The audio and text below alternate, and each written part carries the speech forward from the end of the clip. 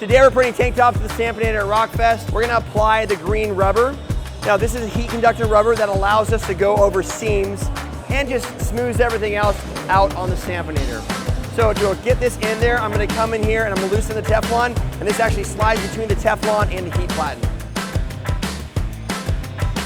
Once we have it slid in and it's nice and smooth and consistent, we're gonna slowly tighten this back up.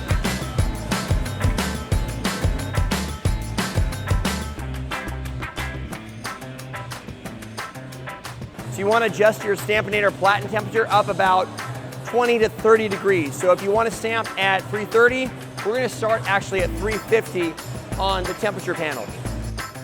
Check out that smooth print with no damage to our hem and our seams. Makes the Stampinator even more versatile and a game changer in your shop.